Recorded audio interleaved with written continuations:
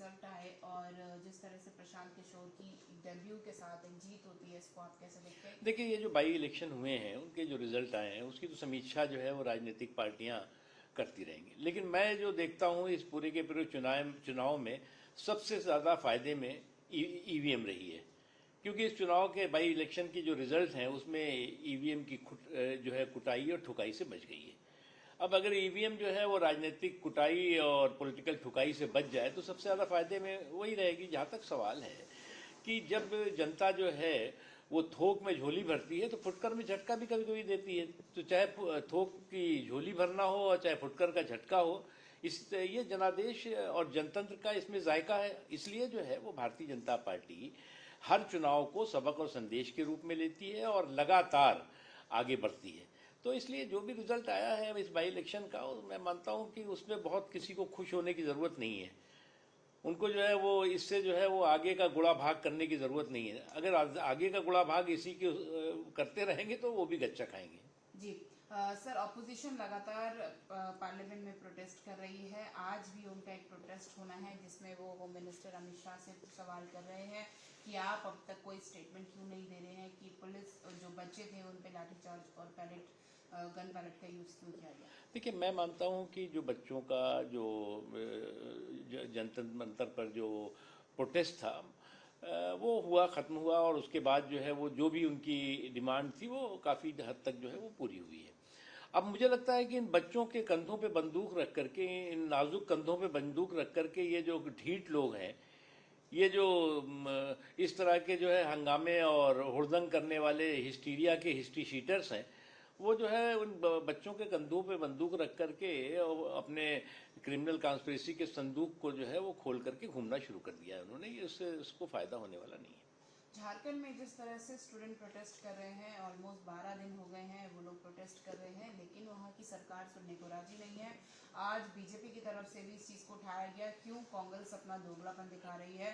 जब दिल्ली में प्रोटेस्ट हुआ तो पूरा समर्थन हुआ, आज जब उनके स्टेट में देखो, हुआ राहुल गांधी जी या उनकी जो भी और साथी हैं, जो चुनावी चक्रवात में चित चंडाल चौकड़ी है, वो जो है इस पर चुप क्यों है? आपकी जो सिलेक्टिव विरोध होता है कि अगर दिल्ली में होगा तो विरोध होगा और अगर जो है वो कराची में होगा तो उस पर चुप्पी होगी। तो ये नहीं हो सकता कि जो मीठा मीठा गप और कड़वा कड़वा थू। जी सर, लगातार बीजेपी इस चीज को उठा रही है कि पार्लियामेंट सेशन चल रहा है, बहुत इंपॉर्टेंट सेशन होता है, जनता के सवाल होते हैं, जनता की जरूरत होती है। आज भी बीजेपी ने पीसी एड्रेस करके बताया किस तरह से कुछ बिल को पास करवाना पड़ा बिना डिस्कशन के, बिना जीरो आर के। इसको आप कैसे देखते हैं? देखिए, मैं मान रहा हूँ कि ये जो इनकी सनक है कांग्रेस की और उनके कुछ और साथियों की, कि जो है वो हम पार्लियामेंट के सेशन को जो है वो वॉश आउट करेंगे। आप जो है वो एक के बाद एक जो है वो संसद का सत्र जब शुरू होता है तो एक नई किस्से कहानियाँ गढ़ते हैं।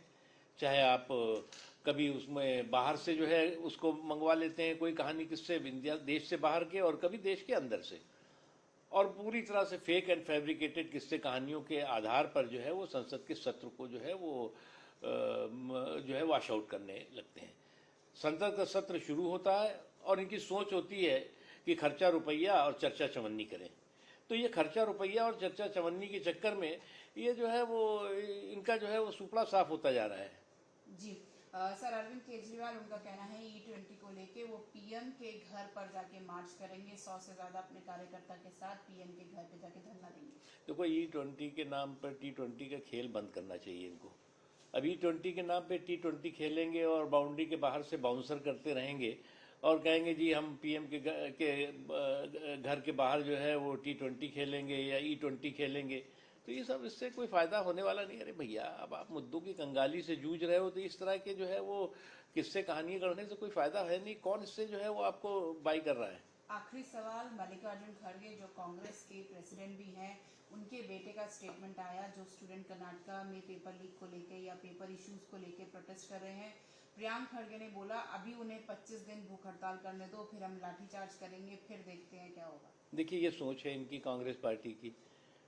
जो बच्चे जो है वो मान लो प्रोटेस्ट कर रहे हैं, जो डेमोक्रेटिक तरीके से भी अपनी बातें रख रहे हैं, तो उसको पहले से इन्होंने चेतावनी दे दी और मोदी जी भी सवाल उठाते हैं। मोदी जी ने जिस संवेदनशीलता के साथ, जिस समझदारी के साथ इन नौजवानों के जो भी प्रोटेस्ट थे, चाहे वो उनमें से कुछ लोग जो है वो गलत तरीके के लोग भी घुसे हुए थे, लेकिन जो बच्चों का था उसको जो है सम्मान किया।